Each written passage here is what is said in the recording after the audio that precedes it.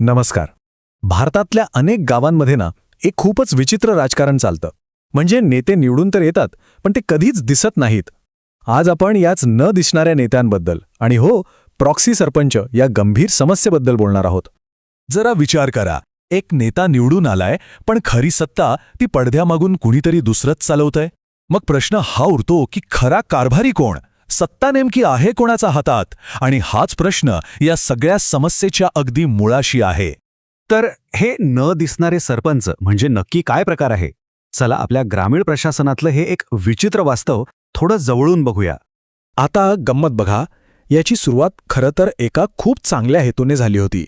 भारतातल्या ग्रामपंचायतींमध्ये महिलांसाठी 33% ते अगदी 50% जागा राखीव ठेवण्यात आल्या. का? तर महिलांचा राजकारणातला सहभाग वाढावा म्हणून. आणि खरंच हे खूप मोठं आणि महत्त्वाचं पाऊल होतं. या धोरणामागचा उद्देश अगदी सरळ आणि स्पष्ट होता की स्थानिक राजकारणात महिलांचा आवाज वाढला पाहिजे, त्यांना निर्णय घेण्याच्या प्रक्रियेत महत्त्वाचं स्थान मिळालं पाहिजे.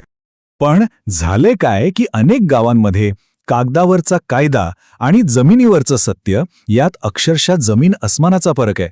म्हणजे हेतू तर खूप चांगला होता, पण त्याच्या अंमलबजावणीत एक खूप मोठी दरी तयार झाली.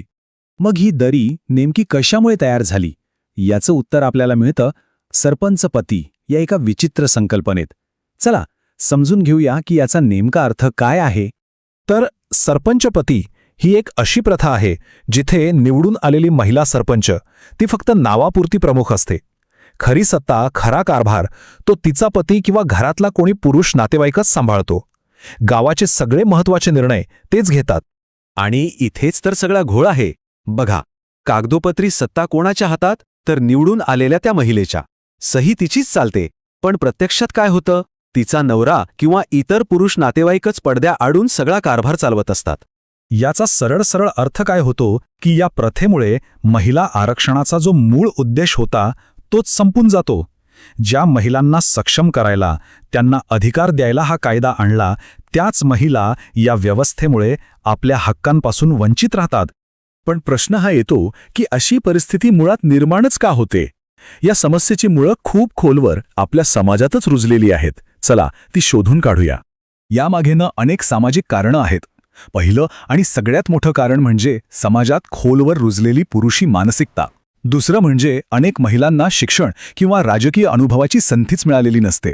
आणि तिसरं, निर्णय घेणं हे पुरुषांचंच काम आहे हा समाजात असलेला एक प्रकारचा दबाव. या सगळ्या गोष्टी मिळून या प्रॉक्सी राजकारणाला एक प्रकारे खतपाणी घालतात.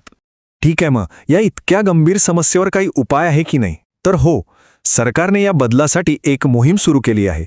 पाहूया नक्की काय आहे ही मोहीम.